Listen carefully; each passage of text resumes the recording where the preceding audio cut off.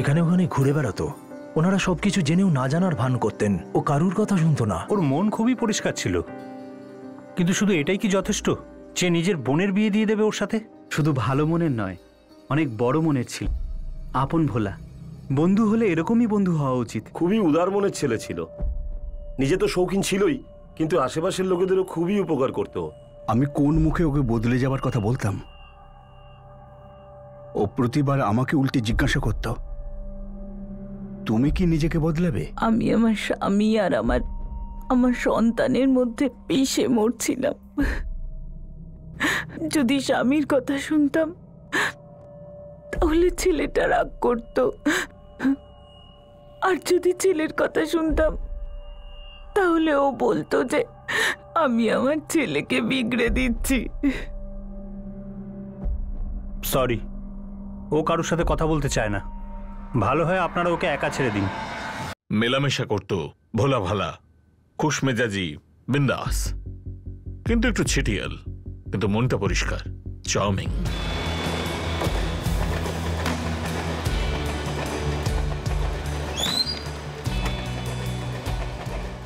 কিন্তু আমরা যখন ওকে পেলাম তখনও মোটেও এরকম ছিল না। কিন্তু এই ছেলেটা ছিলটা কে? আপনি কোথায় পেয়েছিলেন? হারিয়ে গিয়েছিল নাকি? হারিয়ে দেওয়া হয়েছিল।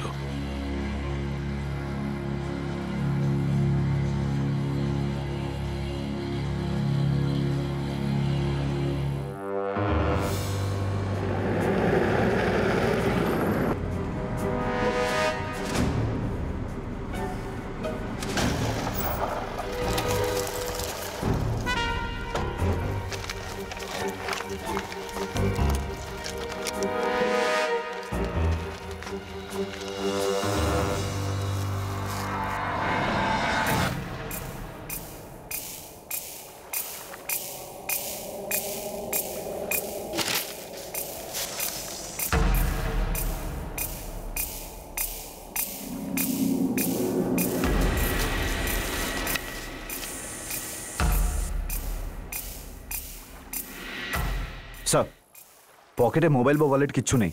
একদম ইয়াং ছেলে, ভালো ঘরের মনে হচ্ছে। স্যার, পুরো এরিয়া স্ক্যান করেছি, বাট নাথিং। সাহেব, সকালে কাপড় ধুতে বেরিয়েছিলাম বালতি নিয়ে, তো দেখলাম এখানে একটা ছেলে পড়ে আছে। সামনে গিয়ে দেখলাম যে মরে গেছে। এই ছেলেটা কি এখানেরই, আশেপাশের? আপনারা কেউ চেনেন নাকি একে? না স্যার, এর আগে একে কখনো দেখিনি। এই ছেলেটি কি এখানে দেখেছেন কি? দেখে মনে হচ্ছে না যে এখানে এসে না আসেনি, হয়তো এখানে আসেনি।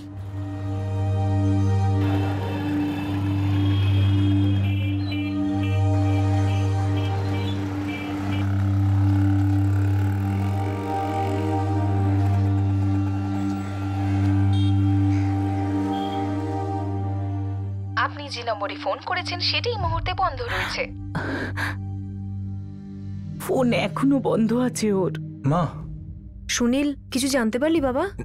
না মা, ও যেই বারগুলোতে যেত আমি সবগুলোতে চেক করে নিয়েছি, কিন্তু কোথাও ওকে দেখতে পেলাম না। তাহলে সুনীল ও গেল কোথায়? তুমি টেনশন করো না জেঠিমা, ওকে ঠিক পাওয়া যাবে।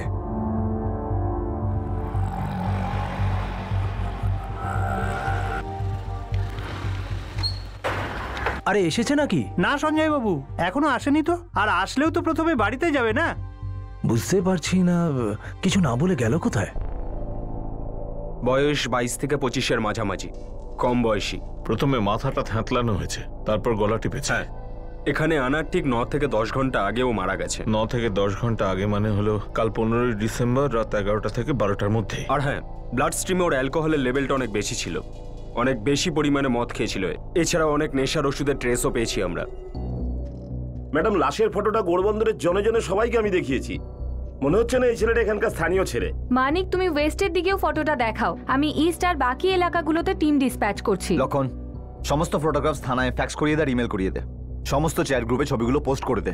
আসলে মার্ডার তো কাল রাতে হয়েছিল, এত তাড়াতাড়ি মিসিং কমপ্লেন লেখানোর চান্স খুবই কম। আমরা শুধু এটুকু জানি মার্ডার কাল রাতে হয়েছে, কিন্তু মিসিং তো বহু রাত ধরেই হতে পারে, তাই না? তখন তো কমপ্লেন ফাইল করা হয়েছিল।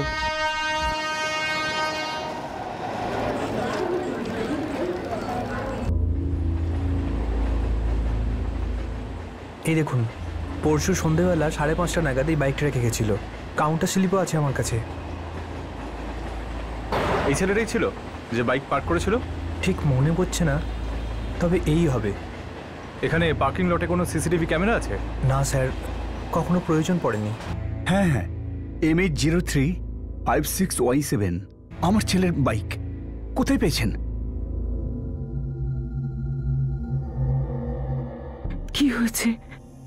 ওর বাইকটা কোরলা স্টেশনের পার্কিংয়ে ছিল। 15 তারিখ থেকে ওখানেই ছিল। কুরলা স্টেশন? আমি তো ওই ফুচকাওয়ালাকেও জিজ্ঞেস করেছিলাম। এই ছেলেটাকে তো খুব ভালো করেই আমি চিনি, রোজই এখানে আসে ফুচকা খেতে। কাল সন্ধেবেলায় তোমার দোকান থেকে ফুচকা খাবে বলে কিন্তু বেরিয়েছিল। গতকাল তো এখানে আসেনি, আর ওর সময় তো বাধাই থাকে। সত্যি আসেনি তো? সাহেব, মিথ্যে কথা কেন বলতে যাব? আমার ওকে এই কারণেই মনে আছে, ও প্রতিদিন এসে 2 প্লেট ফুচকা খেয়ে যায়, ঝাল বেশি করে, আর একটা প্লেট পার্সেল করে নিজের সঙ্গে নিয়ে যেত। সঞ্জয় বাবু, অবাক লাগছে আমার, ও কালকে কেন আসেনি? আপনি তো জানেন ও আমাকে রোজ ফুচকা খাওয়ায়।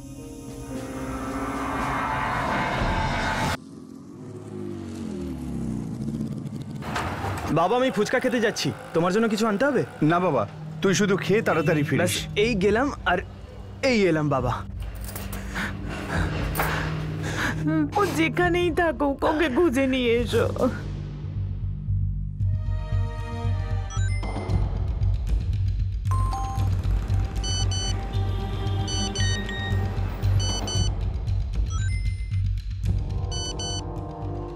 চ্যাট গ্রুপে ছেলেটার 2টো ফটো ফরওয়ার্ড করা হচ্ছিল। একটায় ওকে মিসিং বলা হচ্ছিল, আর অন্যটায় ওর লাশকে আনআইডেন্টিফাইড বলা হচ্ছিল। মিসিং কমপ্লেন কুরলা এলাকা থানায় দায়ের হয়েছিল। আনআইডেন্টিফাইড বডি আমাদের ঘোড়বন্দর ইউনিটের কাছে ছিল। পুরো ব্যাপারটা মেলাতে গিয়ে 24 ঘন্টা আরো পেরিয়ে গেল।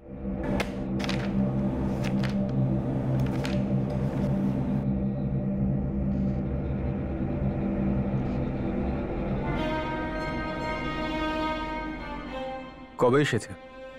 আমি আজকেই দেখলাম স্যার। আশিস জয়সওয়াল? হ্যাঁ, আশিস জয়সওয়াল, 24 বছর বয়স, আর 15ই ডিসেম্বর সন্ধ্যা থেকেও নিখোঁজ হয়েছে। আর আমরা লাশটা পেলাম পরের দিন 16 ডিসেম্বরের সকালে।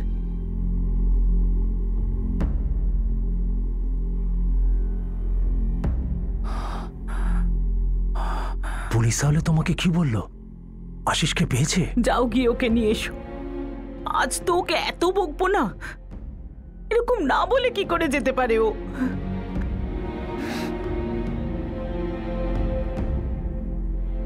আশিসের বাবা, কি হয়েছে? তুমি কিছু বলছো না কেন? কোথায় আশিস?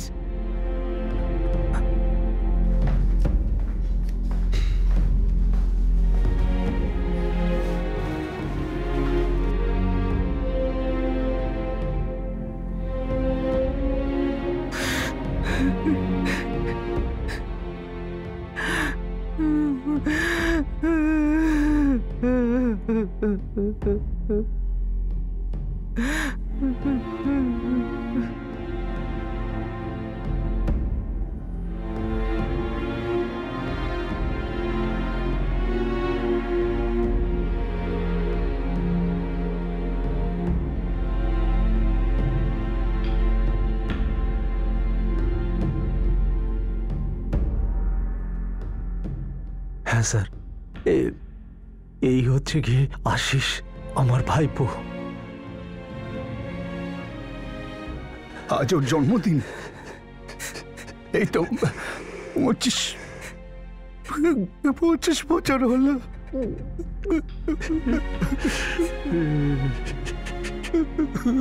15ই ডিসেম্বর সন্ধেবেলায় আশিস নিজের বেকারি থেকে বেরিয়েছিল। হ্যাঁ স্যার, আশিসের বাবা রামকুমার আর কাকা সঞ্জয় যখন মিসিং কমপ্লেন লিখিয়েছিলেন তখন এটাই বলেছিলেন যে রামকুমার জয়সওয়াল আর সঞ্জয় জয়সওয়াল তারা 2 কাজিন, আর দুজনেরই আলাদা আলাদা বেকারি আছে, আর দুটোই বেশ নাম করা। এই আশিস রামকুমারের বেকারি থেকে 5:30টার সময় বেরিয়েছিল ফুচকা খাওয়ার জন্য। এটাও ডেলি রুটিন ছিল, তাই ওই ফুচকাওয়ালাটাও একটু অবাক হয়ে গেছে যে ছেলেটা ওদিন যায়নি কেন। তার মানে ও সেদিন ফুচকা খায়নি, অন্য কোথাও চলে গেছে। ডেলি রুটিন কি ছিল ওর? মানে ফুচকা খাওয়ার পর অন্য কোথাও যেত? হ্যাঁ, আমরা যতটা জানতে পেরেছি যে এই আশিস 5:15 বেকারি থেকে বেরোতো, আর তারপর কাছাকাছি একজন ফুচকাওয়ালার কাছে যেত, ফুচকা খেতো, আর আরও 1 প্লেট পার্সেল করিয়ে নিত, আর তারপর আবার বেকারিতে ফিরে আসতো। পার্সেল ওর বাবার জন্য? আগে না, নিজের বন্ধুর জন্য। ওর নাম ব্রিজেশ। ও বেকারির উল্টো দিকের বিল্ডিংয়ে ওয়াচম্যানের কাজ করে।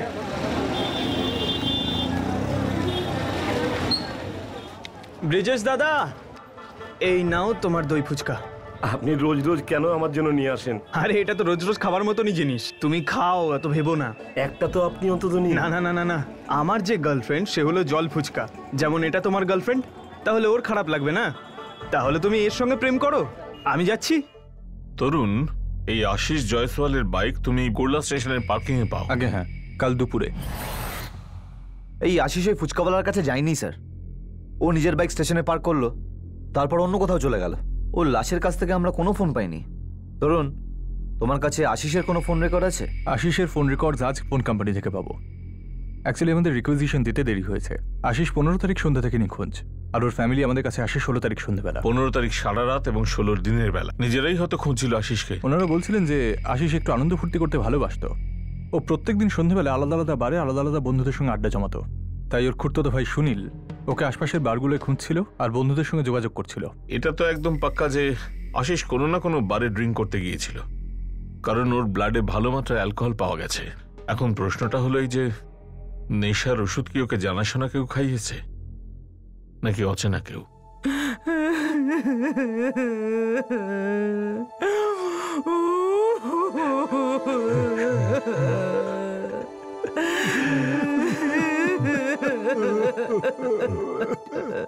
শুধু জয়সওয়াল পরিবারই নয়, আমরা সবাই শোকাহত স্যার। আজ আশিসের বার্থডে ছিল না? হ্যাঁ স্যার, পার্টির আয়োজন করেছিল, বাড়ি বাড়ি গিয়ে নিমন্ত্রণ করেছিল, আর দেখুন আজ ওরই শেষ যাত্রা যাচ্ছে। আচ্ছা, এটা শোনা যাচ্ছে যে আশিস খুব ড্রিঙ্ক করতো। হ্যাঁ ম্যাডাম, বাবা ছেলে দুজনেই খুব নেশা করতো, কিন্তু না তো কারো খারাপ চাইতো আর না কারো খারাপ করতো। আশিস শুধু তার মায়ের আদরের ছিল না, আমাদের সবার খুব আদরের ছিল, সবাই ওকে ভালোবাসতো।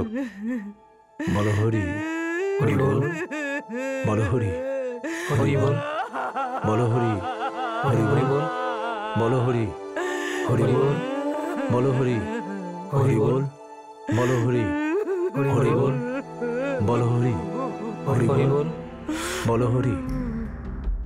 আশিসের ফোন 15ই ডিসেম্বর রাতে 9:35-এ বন্ধ হয়ে গেছিল। দেখো, সেই বিকেল থেকে ওর ফোন আর কোনো ফোন আসেনি, আর না ও কাউকে ফোন করেছে। ব্যাস এটাই একটা লাস্ট কল 8:45 444568909, এই নাম্বারটায়। তারপর 10 মিনিট পরে এই নাম্বারেই দুবার কল এসেছে 8:55। 444568909। খোঁজ নাও এটা কার নাম্বার, আর আশিস বাইক পার্ক করে কোথায় গেল। কিন্তু আজব ব্যাপার, আশিস রোজকার মতো ফুচকা খেয়ে বেকারিতে ফিরে যায়নি, তাতে ওর বাবার কোনো চিন্তাও হয়নি। ফোন সুইচ অফ হয়েছে, তখন চিন্তায় পড়েছে। আর একটাও কথা স্যার, এই আশিস ওখান থেকে গুরবান্দার কি করে পৌঁছলো? ওকে এই গুরবান্দারে এনে মারা হয়েছে নাকি ওর বডিটা ফেলে দেওয়া হয়েছে? পথে দুটো চেকপোস্ট পড়ে, এই দুটো জায়গা সিসিটিভি ফুটেজ চেক করো। আগে তো জানি আশিস ঘোড়বন্দর কি করে পৌঁছলো, জীবিত নাকি মৃত। স্যার, রামকুমার বাবু আসেননি? আগে ওনার অবস্থা খুবই খারাপ, তাই আমি চলে এলাম।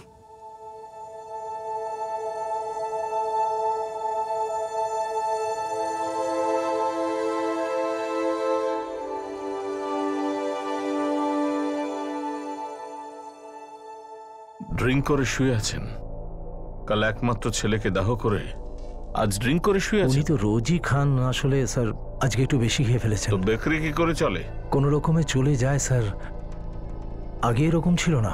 যখন উত্তরপ্রদেশ থেকে আমরা দুই ভাই এসে কাজ শুরু করলাম, তখন আমার দাদা মাঝে মধ্যে মদ খেতেন, ওই শখ করে আর কি। কিন্তু এই শখ কখনো অভ্যেসে পরিণত হয়েছে বুঝতেই পারি। মনে হচ্ছে এই অভ্যেস উত্তরাধিকার সূত্রে ছেলেকেও দিয়েছেন। লাশের ব্লাড স্যাম্পলে প্রচুর পরিমাণ অ্যালকোহল পাওয়া গেছে। এখন কি বলবো বলুন স্যার, আশিসের সবার চরিত্র কিন্তু ভালো ছিল, কিন্তু বাবার ওই নেশা করার অভ্যেসটা পেয়ে বসলো। একমাত্র ছেলেতেই প্রচুর আদর পেত, আটকানোর মতো কেউ তো ছিল না, ও কথা শুনতো না।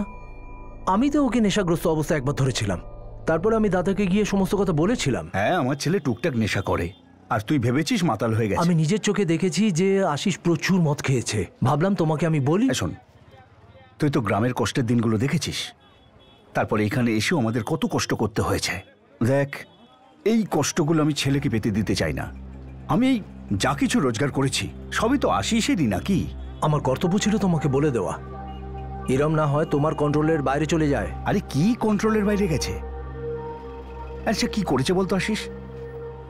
চুরি করেছে, ডাকাতি করেছে, মার্ডার করেছে, রেপ করেছে ও। আমরা দুই ভাই একসাথে থাকিও না, আর আমাদের কাজও আলাদা। আমার ছেলে সুনীল আর আশিস সমবয়সী। আমি ভয় পাচ্ছিলাম আমার ছেলে আশিসের মতো খারাপ অভ্যেস না ধরে বসে। আপনার হিসেবে আশিসকে কে মেরেছে? আমার যেটা মনে হয় স্যার, আশিসের আসল খুনি নেশা। শুধু মদই নয় স্যার, ঢাটভাট বজায় রাখার নেশা। কিসের কিসের শখ ছিল আশিসের? লাস্ট থেকে তো স্যার আপনারা কিছু পাননি। আশিস গলায় দুটো চেন, 3টে আংটি, আবার কানেও সোনা পড়তো। আশিস তার বন্ধুদের সঙ্গে ড্রিঙ্ক করতো? হ্যাঁ স্যার, আবার ওর বন্ধুদের খাওয়াতো। 15 সন্দেহ কাদের সঙ্গে ছিল, কোন বারে? ওটা আমি বলতে পারবো না। সঞ্জয় বাবু, আপনারা কুর্লায় থাকেন, ঘোরবন্দরের সঙ্গে কি কানেকশন? আমার তো কোনো সম্পর্ক নেই। হ্যাঁ স্যার, আমার আর আশিসের খুব ভালো বন্ধুত্ব ছিল। আমরা তোমার নাম্বারটা কল রেকর্ডস থেকে পেয়েছি। কারণ ও তোমাকে 15 তারিখ বিকেল বেলায় একবার তোমাকে 8:45 ফোন করেছিল। তারপর দ্বিতীয় কল 10 মিনিট পরে 8:55। কিন্তু এই কথাটা তুমি ওর বাড়ির লোকদের বলনি কেন? স্যার, একে তো ওনারা আমাকে জিজ্ঞেসই করেনি, আর দ্বিতীয় হলো যে আমি এটা জানি না যে আশিস ওই রাতে কার সাথে বসেছিল এবং কোথায় বসেছিল। এই যে দুটো কল তোমায় করা হয়েছিল, কি কারণে করা হয়েছিল?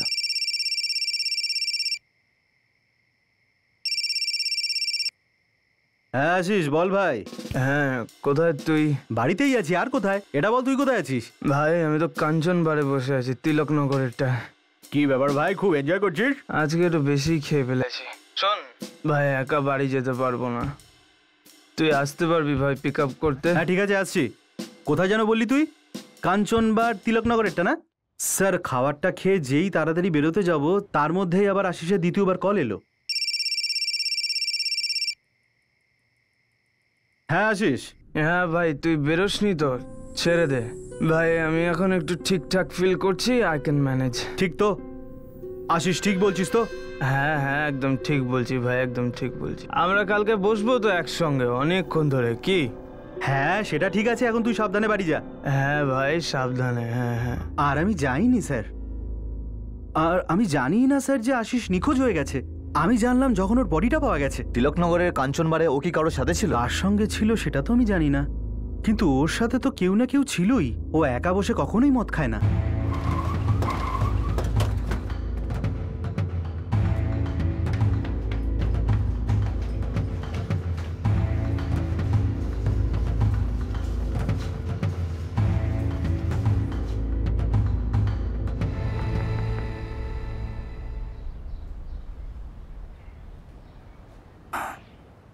রামকুমার বাবু, আপনার ছেলে কারো সাথে ঘুরবান্দার কেন গেছিল? কৈলাস খোঁজ না ওই কাঞ্চনবারে আশিসের সঙ্গে কে ছিল? স্যার, এটাও হতে পারে যে ওর বন্ধুরা মিথ্যে বলছে। তাহলে ওই বন্ধু কিরণকে ডেকে পাঠাও, যদি সত্যি কোথাও আটকায় তাহলে টেনে বার করবে। স্যার, এমনিতেও আশিস খুব বিন্দাস আর মজমস্তি করা ছেলে। রাইট স্যার, পুরো কলোনি এই কথা বলছিল। ওর মদ খাওয়ার বদভ্যাস থাকা সত্ত্বেও কলোনির সমস্ত লোককে খুব ভালোবাসতো। কিন্তু কেউ তো ছিল যার এই অভ্যেসটা ভাল লাগতো না, কিন্তু এই কারণের জন্য মার্ডার? ওই কাঞ্চন বার জলদি স্ক্যান করো। আমাদের ওখানে ছোট একটা 1 BHK ফ্ল্যাট আছে, টাকা ইনভেস্ট করার ছিল, তাই কিনেছিলাম। ফাঁকা বাড়ি? ওখানে আশিস যেত কখনো? আগে না, ভাড়া দিয়েছিলাম। সে তো ভাড়া টাকা আনতে যেত, তাই না? আগে না, 11 মাসের ভাড়া একসাথে দিয়ে দিত পার্টি। আর ভাড়া নিতেই যদি যাবে তো অত রাতেই বা কেন যাবে? রামকুমার বাবু, আপনার ছেলে রোজ একই টাইমে ফুচকা খেতে যেত বেকারির থেকে, আর খেয়ে আবার ফিরেও আসতো। কিন্তু 15ই ডিসেম্বর ও যখন ফিরলো না, আপনি ফোন করলেন না জানবার জন্য? না, করিনি। আমি বুঝতে পারিনি যে ও আর ফিরে আসবেন না। এরকম কখনোই হতো না, যত রাতই হোক না কেন, যত নেশাই করুক না কেন, আশিস বাড়ি অবশ্যই ফিরত।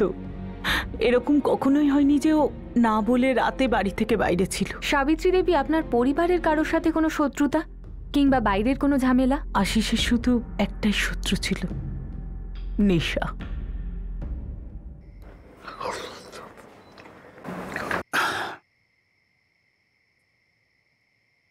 তুই আমাকে কথা দিয়েছিলিস, প্রতিজ্ঞা করেছিলিস যে তুই আর কখনো মদ খাবি না। আমি ওকে দোকান থেকে টাকা দেওয়া বন্ধ করে দিয়েছি। তাহলে এইসব খাবার জন্য টাকা কোত্থেকে পাই সাবিত্রী? তবে কি তুমি ওকে টাকা দাও নাকি? ও আজ বাড়ির সব কাজ করেছে, মানে খুঁটিনাটি সব কিছু, তাই আমি ওকে টাকা দিয়েছি। কিন্তু আমি কি করে জানবো যে ও সেই টাকায় নেশা করে বাড়ি আসবে? কারেন্টের বিল দিয়ে দিয়েছি, গ্যাসের টাকা দিয়ে দিয়েছি, টিভি মোবাইল রিচার্জ করে দিয়েছি, সব কাজ করে দিয়েছি তোমার। আর এটা কিনে নিয়ে এসেছি তোমার জন্য, তুমি আনতে বলনি, তবুও আমি নিয়ে এসেছি। ওই কিচেনের ডাস্টবিনটা দেখেছো, পুরো মহেঞ্জোদারো হয়ে গেছে, কোনো মিউজিয়ামে পাঠিয়ে দাও ওটাকে। যখন এইভাবে তুই তো সব দায়িত্ব পালন করিস তখন আমার গর্বে বুক ভরে ওঠে। আর যখন আমার পরিশ্রমের কেউ এই ছোট্ট একটা গিফট দিয়ে দেয়, এই ধরো 5-10 হাজার টাকা, তখন আমার মনটাও খুব ভরে ওঠে। 5,000? হ্যাঁ মা, সকাল থেকে এতগুলো কাজ করে দিলাম তোমার, এতগুলো কাজের জন্য 5,000 টাকা তো দিতেই পারো। তুই মাঝপথে কলেজ ছেড়ে দিলি, আমি তোকে কিচ্ছু বলিনি, কোনো জোরও করিনি। আমার মনে হয়েছিল যে তুই টাকাটা জুতো আর জামার জন্য চাইছিস। তুই এই সব টাকায় নেশা করলি, এটা কিন্তু তুই ঠিক করলি না। মা, রোজ রোজ বেকারি সব বন্ধ করার পর বাবা ওয়াইনের দোকানে যেতে পারে, ওখান থেকে একটা বোতল কেনে, আর ওই বোতলটাই গলির বাইরে 3 ঢোকে শেষ করে তারপর বাড়ি ফেরে বাবা। এই দেখ, তোর আর আমার মধ্যে পার্থক্য আছে। কি পার্থক্য বাবা? তুমিও সারাদিন বেকারিতে কাজ করো, আর তোমার নিচে আমি কাজ করি। কাজে যদি কোনো ফাঁক থাকে তাহলে বলো না আমায়। তোর বয়স তো মাত্র 24 বছর, জীবনটা তোর পুরো পড়ে আছে। এসব কথা ছাড়ো, তোমরা আমাকে একটা কথা বলো, আজ পর্যন্ত তোমাদের বাইরের কেউ এসে বলেছে যে আমি নেশা করে বাইরে গিয়ে কারোর সঙ্গে খারাপ ব্যবহার করেছি, ড্রেনের মধ্যে পড়ে রয়েছি, নিজের লিমিট জানি না, যে কোনো রাস্তার মেঘে টোন কেটেছে, কেউ বলেছে কখনো? আর এমনও নয় যে আমার ঘরে টাকা নেই বলে আমি কারোর থেকে ধার করে নিয়ে গিয়ে নেশা করছি, যে চুরি ছাঁচড়ামি করছি। আর তোমাদের দুজনের আমার এই নেশা করে ফেরা নিয়ে বেশি কথা বলা আমার একদম পছন্দ না। আর মা, তোমাকেও। আমার যখন মনে হয় তখন আমি খাই, আর যখন আমার মনে হবে না তখন আমি খাবো না। সোনার জিনিস ভালোবাসতো, আমি কখনো বারণ করিনি, বানিয়ে দিয়েছি ওকে সোনার আংটি, চেন, যা চেয়েছে।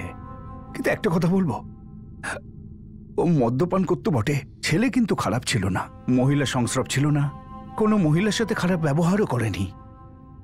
একটা মেয়ের সাথে ও প্রেম করত, সেটাও আমাদের এসে বলে দিয়েছিল, আর আমরাও সেটা মন থেকে মেনে নিয়েছিলাম। ওর সাথে বিয়ে হবার কথা ছিল। কে এই মেয়েটা যার সাথে আশিসের বিয়ে হওয়ার কথা ছিল? হ্যাঁ, আমি কালকে থেকে জয়েন করবো। ওকে, তুই শরৎ স্যারকে বলে দিস।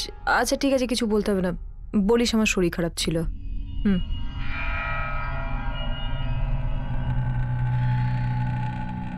শিল্পা, মা বাইরে আয়, পুলিশ এসেছে।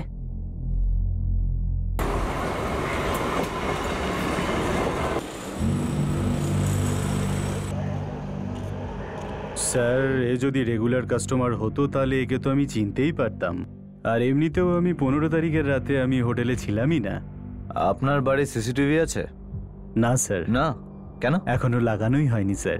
কিসের অপেক্ষা করছো তুমি? যত তাড়াতাড়ি আমরা লাগিয়ে দেবো স্যার। আপনার বাড়ি এরকম কেউ আছে যার স্মৃতিশক্তি বেশ ভালো বা মনে রাখতে পারে? এমনিতে সবাই সবকিছু মনে রাখতে পারে, কিন্তু আমার মনে হয় না যে ওরা মনে করে কিছু বলতে পারবে।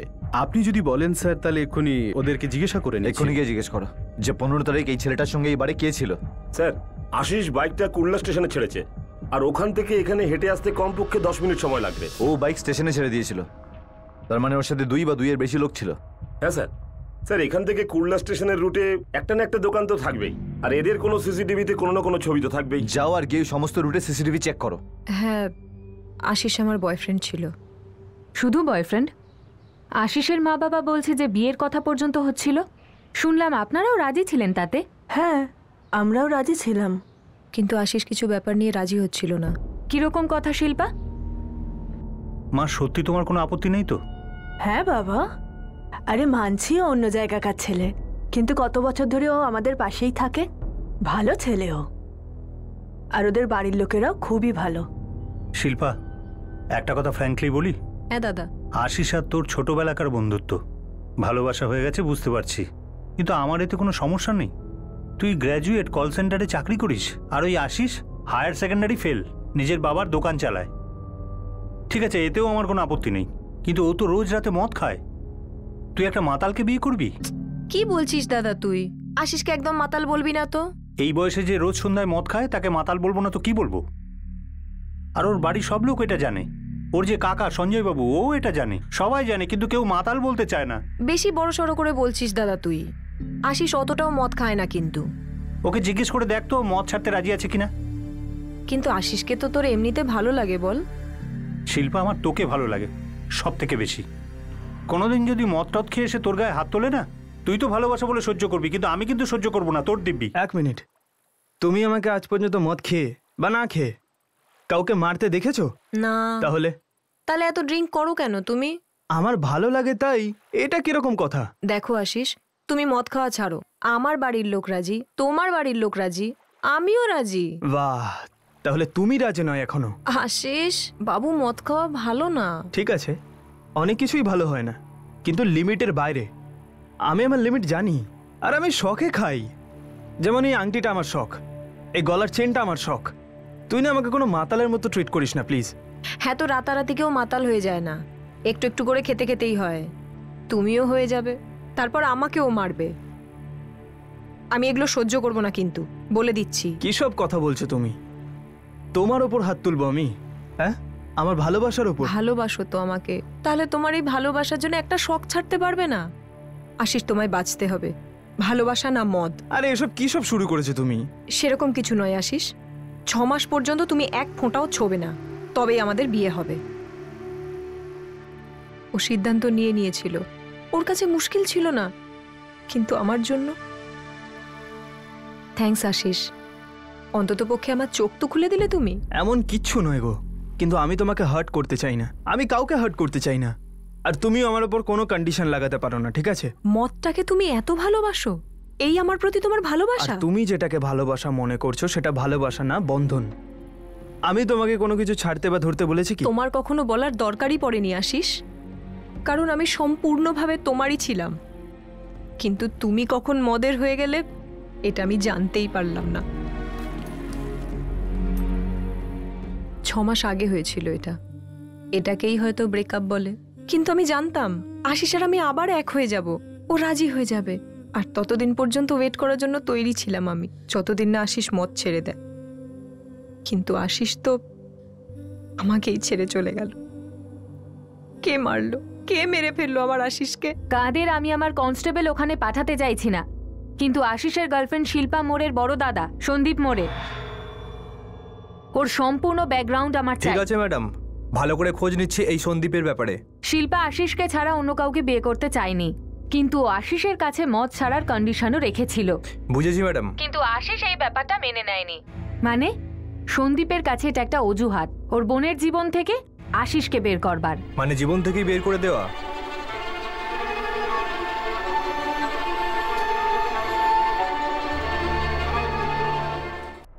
কুর্লা স্টেশন আর তিলকনগর, এখানে কাঞ্চনবাগ, আর আমরাও লাশটা পেলাম এখানে ঘোড়বন্দরের খাঁড়ির পাশে। স্যার, ওখানে 2 বা 3 যত লোকই ছিল হয়তো আশিসকে চিনতো। আশিসের বন্ধু কিরণ এখনো আমাদের চোখেই রয়েছে স্যার।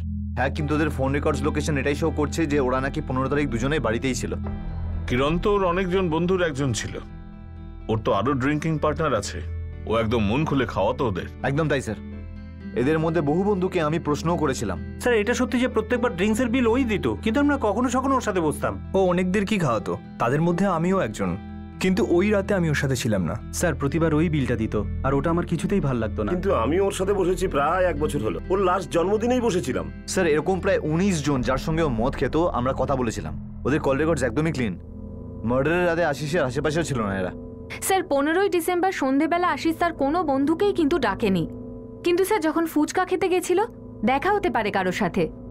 আশিস, আশিস, কেমন আছিস ভাই তুই? সব সময়ের মতন মস্ত। তুই বল, তুই কোথায় ছিলি এতদিন? এই তো ভাই, তোর সাথেই দেখা করতে আসছিলাম। হ্যাঁ, তো বল না কি হয়েছে? তোমার অনুমানটা ঠিকই মনে হচ্ছে, তোমার থিওরিও ঠিক। ওই 2 বা 3 জন বাইকে আসতে পারতো না, সেই জন্যই আশিস বাইকটা কুর্লা স্টেশনে পার্ক করেছিল। স্যার, আশিস হয়তো এটা বুঝতে পেরেছিল যে হেভি ড্রিঙ্ক করার পর ও বাইক চালাতে পারবে না, এই জন্য ও নিজের বাইকটা পার্কিংয়েই রেখেছিল আর নিজের বন্ধুকে ফোন করে ডেকে নিয়েছিল। সেটাও পসিবল হতে পারে। ওরা যারাই হোক, মানে যাদের সঙ্গে আশিসের দেখা হয়েছিল বা দেখা করবার জন্য পাঠানো হয়েছিল, তাদের আগে থেকেই প্ল্যান ছিল আশিসকে মারবার। আশিসের গলার চেন বা কানের রিং আর আংটি সব নিয়ে নেওয়া হয়েছে। সেগুলো যদি না নেওয়া হতো তাহলে মার্ডারটাই মেন ভাবতাম, যেটা এটাকে আসল উদ্দেশ্য। যদি মোটিভটা মার্ডারের হয়ে থাকে আর চুরির নয়, একটা প্রশ্ন উঠছে যে এরকম একটা ছেলে যে সবসময় ভালো থাকতো, কারো ক্ষতি চাইতো, তাকে কেন খুন করবে? স্যার, ড্রিঙ্ক করার অভ্যেস হয়তো ড্রিঙ্ক করার এই ব্যাপারটা নিয়ে কারোর সমস্যা ছিল। ড্রিঙ্ক করতো সেই কারণে মার্ডার। খুনের এই মোটিভটা হালকা লাগছে, কিন্তু আমরা মার্ডার কোন কোন কারণে হতে দেখিনি, তাই এটাকে রুল আউট করছি না। স্যার, যদি আমরা এই ফ্যাক্টটা ধরে চলি ড্রিঙ্ক করতো বলে মেরে দিয়েছে, তাহলে আমাদের সামনে 3 জন সাসপেক্ট। প্রথম আশিসের মা বাবা, দ্বিতীয় আশিসের কাকা সঞ্জয় জয়সওয়াল, আর তৃতীয় আশিসের কাকা সঞ্জয় জয়সওয়ালের ছেলে সুনীল জয়সওয়াল। শিল্পাকে রুল অফ করছি না স্যার। আশিসের ড্রিঙ্কিং এর জন্য ওকে রিজেক্ট করেছিল। বেশ স্ট্রং মোটিভ হচ্ছে স্যার। স্যার, শিল্পার দাদা সন্দীপেরও হয়তো আশিসের ওপর বেশ রাগ ছিল, অথবা খুব কাছের কোনো বন্ধু বা বান্ধবী যে আশিসের এই ড্রিঙ্কের কারণে চোট পেয়েছিল, কষ্ট পেয়েছিল হয়তো।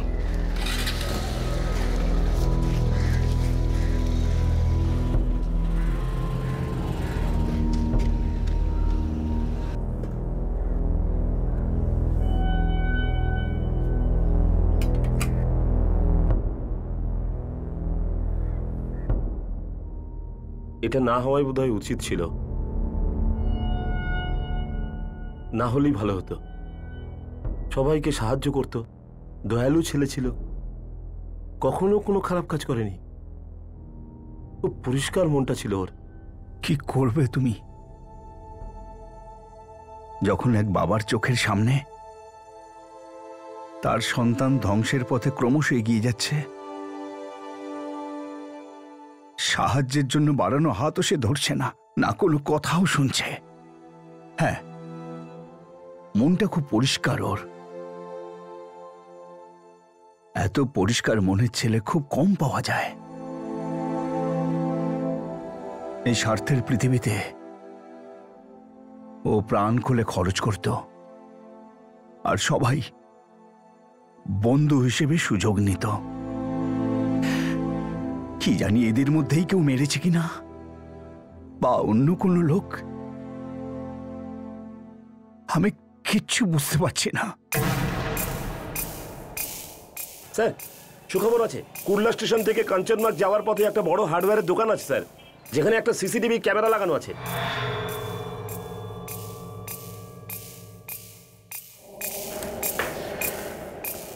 হ্যাঁ ম্যাডাম ওই শিল্পার দাদা সন্দীপের ব্যাপারে এখনো তেমন কিছু খবর পাইনি আমি। একটা মেডিকেল কোম্পানিতে অ্যাকাউন্ট ডিপার্টমেন্টে শুনেছি কাজ করে ও। হ্যাঁ, আমি ফোন রেকর্ড দেখেছি, কিন্তু বিশেষ কিছু পেলাম না। গায়ত্রী স্যার, একটা সিসিটিভিতে আশিসকে দেখতে পেলাম, তার সঙ্গে দুটো ছেলে রয়েছে, কিন্তু মুখটা বোঝা যাচ্ছে না। ভালো হলো তো স্যার, ব্যাক সাইড দেখেও অনেক কিছু জানা যেতে পারে। আশিসের ফোন রেকর্ড থেকেও আমরা কিছু পেয়েছি। 15 তারিখ ডিসেম্বর দুপুরে 1:30টার সময় ওর কাকু সঞ্জয় জয়সওয়াল ওকে ফোন করেছিল। এই কাকু আমাদের সন্দেহের লিস্টে আগে থেকেই ছিল, তো আমিও কল রেকর্ডস বার করেছি। বুঝতে পারলাম যে এই যে আশিসকে 1:30টার সময় ফোন করেছিল, এটা খোরবন্দর থেকে করেছিল। স্যার, রামকুমারের কাজিন ব্রাদার সঞ্জয় জয়সওয়াল, এনারও একই রকম বেকারি রয়েছে, কিন্তু রামকুমারের বিজনেস বেটার চলে। আর এই সঞ্জয় বাবুর রামকুমার বাবুর ওপর অভিযোগ ছিল যে উনি নিজের ছেলেকে আটকাচ্ছেন না। ওনার মনে হতো আশিসের জন্য সুনীলও নেশার পথ ধরতে পারে, মদ খাওয়া শুরু করতে পারে। স্যার, এটাও তো হতে পারে, তাই না, যে এই কাকুটা ঘোড়বন্দরের ফাঁকা এলাকায় জমি দেখতে গেছিল, যেখানে আশিসকে মারতে পারে, আর এটা ওরই লোক ছিল যে আশিসকে ওখানে নিয়ে যাবে, তারপর মদ খাইয়ে ওকে মেরে ফেলবে। পসিবল হতে পারে। তো এই কাকুকে তুলে নি? এক্ষুনি না, প্রথমে সিসিটিভি থেকে দুজনকে বা দুজনের মধ্যে একজনকে আইডেন্টিফাই করলে তারপর ধরার কথা ভাববো।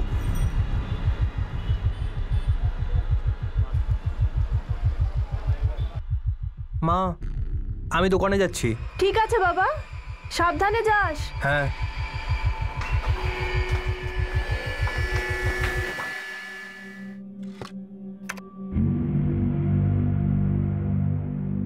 স্যার, 6টা বেজে 5 মিনিটে 3 জনকে দেখা যাবে, আশিস আর তার সাথে আর বাকি 2 জন।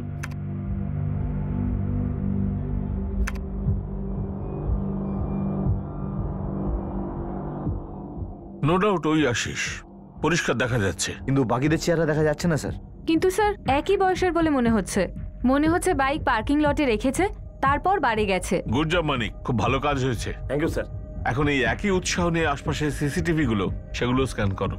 যদি একবার ওদের বাড়ি ঢোকা বা বার থেকে বেরোনোটা দেখতে পাই, তাহলে জানবে কেস ক্র্যাক হতে শুরু করেছে। স্যার, সমস্ত সম্ভাব্য জায়গা ট্রাই করছি। 2 জন কনস্টেবলকে চেম্বুর আর ঘাটকোপারে রেখে দিয়েছি স্যার। এখন দেখি এদের পিঠ দেখে এদের মুখটা কেউ চিনতে পারে কিনা। না স্যার, আমি জানি না এরা দুজন কারা।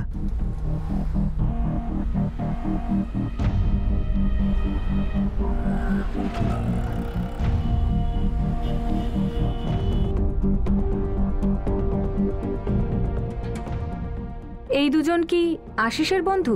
আপনারা চেনেন কি, বা ওরা কি এই এলাকায় থাকে?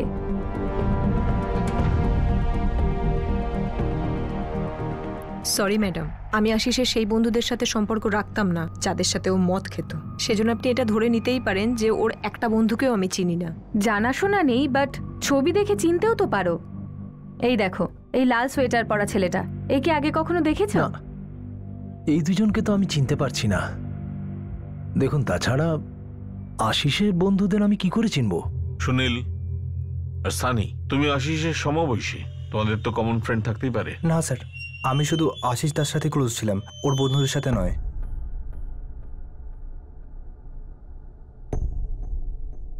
এই দুজনকে মন দিয়ে দেখো, এদের মধ্যে কেউ এরকম থাকবে যে আশিসের বন্ধু।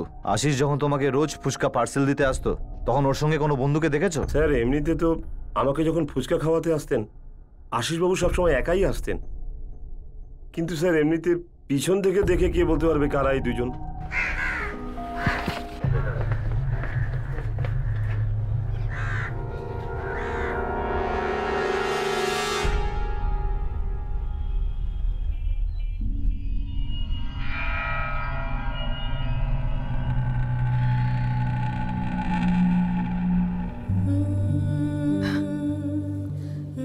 পুরো জীবন অপেক্ষা করবি ওর জন্য?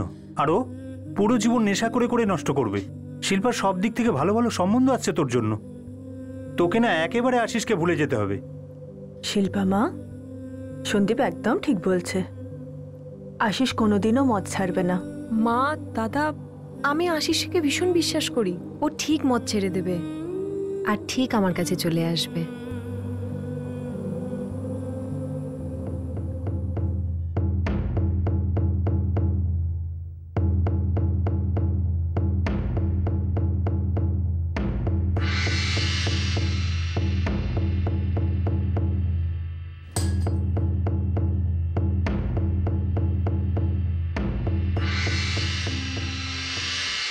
স্যার, ঘাটকোপারের মমিন বাড়ি থেকে বলছি। একজন আছে যে 15ই ডিসেম্বর রাত থেকে নিখোঁজ, আর আজ একটা সোনার দোকানে আংটি বিক্রি করতে গেছে। কে রে? ওর নাম ইউসুফ খান। কোনো হিস্ট্রি নেই ওর, কিন্তু ছেলেটা খুব ধাপ্পাবাজ। আর এই মমিন বাড়ি থেকে আরও একজন আছে, নবীন। শুনেছি একসাথেই থাকে। আর এই নবীনও 15 তারিখ রাত থেকে নিখোঁজ ছিল। আজ 22-এই ওকে দেখা গেছে। স্যার, ইকবাল খোচর বলছিল যে এই লাল সোয়েটারের লোকটা ইউসুফ হতে পারে, আর এই পাশের ছেলেটা নবীন। এরা দুজন এক সপ্তাহ ধরে কিন্তু নিখোঁজ। এইসব দুজনকে কোথায় বসে জাল বুনছিল দুজনে মিলে? আরে সাহেব দাঁড়াও। আরে আমাদের কি বোকা কথা পেয়েছো তোমরা, যে যখন ইচ্ছে হবে আমাদের ছেলেদের উঠিয়ে নিয়ে চলে যাবে? আমাদের কারোর সাথে কোনো ঝগড়াঝাটি নেই, কিন্তু কিছু একটা হলো আমাদের ছেলেকে তুলে নিয়ে যাচ্ছে। আরে স্যার, এটা তো বলবেন যে আমরা এবার আবার কি করলাম? সম্মানের সাথে কাজ করছি স্যার। ঠিক কাজের ক্ষেত্রে মুম্বাইয়ের বাইরে গেলে অপরাধ কি করে হলো স্যার? একটা কথা মনে রেখো সাহেব, আমার ছেলের গায়ে যদি একটাও আচর আসে না, সাসপেন্ড করিয়ে দেব তোমাদের সবাইকে। পুরো মুম্বাই বন্ধ করিয়ে দেব, বুঝেছো তোমরা? জিনাত খান নাম আমার, জিনাত খান। স্যার, মাইরি বলছি, আমরা সত্যিই জানি না যে এই আশিস জয়সওয়াল কে, সে কি করে। সাহেব, এই নামটা তো আমরা প্রথমবারই শুনছি সাহেব। এই লাল সোয়েটার পরাটা তুই? এটা কি তুই নাকি নবীন, নাকি অন্য কোনো জানাশোনা লোক? স্যার, আপনি কি বলছেন? এই ছবিটা আমার নয় স্যার। সাহেব, আপনিও জানেন এটা আমি নই সাহেব। এই আংটি টাকার যেটা তুই বেচার চেষ্টা করছিলিস? আমার স্যার। বিল কোথায়? স্যার, এটা অনেক পুরনো, তাই বিলটা হারিয়ে গেছে। ইউসুফ, আমি শুনলাম তোর মা নাকি বলেছে আমাদের সবাইকে সাসপেন্ড করিয়ে দেবে। আরে স্যার, ও রাগে বলে ফেলেছে, ছেড়ে দিন না স্যার। রেগে নয়, ভয় বলেছিল, কারণ ও জানে যে 15 ডিসেম্বর রাতে তোরা কেন নিখোঁজ হয়েছিলি। আর ও এটাও জানে যে আজ এক সপ্তাহ পর তোমরা সামনে কেন এসছো। এবার তোর মাকে তুলিয়ে বলবো না, তুই নিজেই বলবি। স্যার, আমরা কিন্তু সত্যি মুম্বাই শহরের বাইরে গিয়েছিলাম স্যার, কাজ ছিল। হ্যাঁ সাহেব, কাজের জন্যই বাইরে গেছিলাম। আর মার্ডার ঠাডার এগুলো আমাদের কাজই নয়। তাহলে তোদের কাজ কি? লজ্জা পেয়ে লাভ নেই, এখানে সবাই নিজের লোক। বল। হ্যাঁ মানিক, কিছু খবর পেলে? সূত্র পেয়ে গেছি ম্যাডাম। কোথায় পেলে? এই তিলকনগরে কাঞ্চনবার থেকে 15 মিনিটের দূরত্বে একটা ওয়াইন শপ আছে, যেখানকার সিসিটিভি ফুটেজে একটা ছেলেকে মদ কিনতে দেখা গেছে, যেখানে ছবিতে থাকা দুটো ছেলের মধ্যে একটিকে মনে হচ্ছে।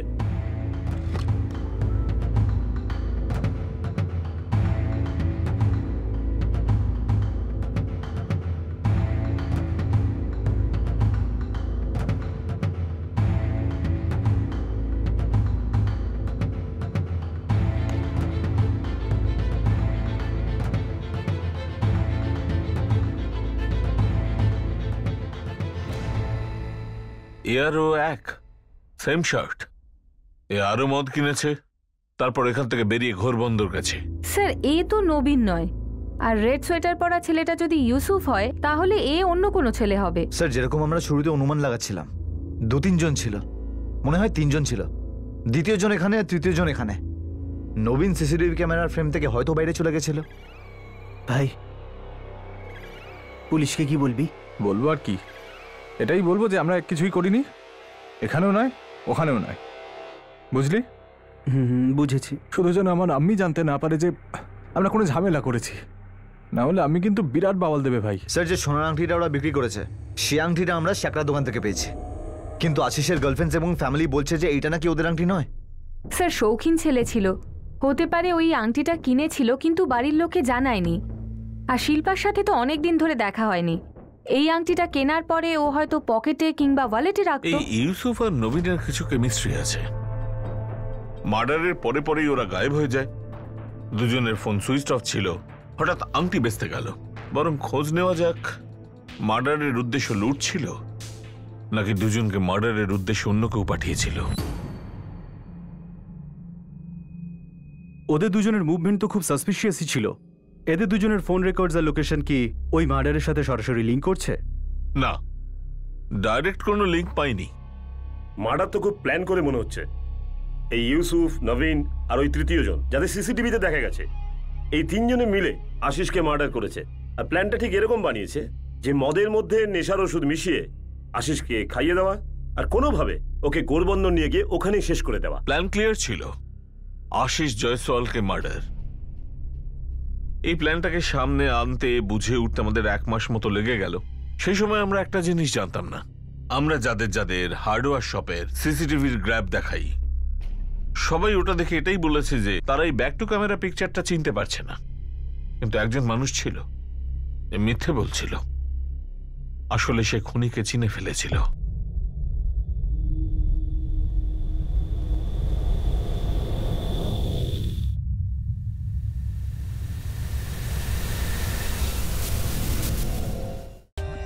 For more updates, subscribe to our channel, click the show links and enjoy watching the videos.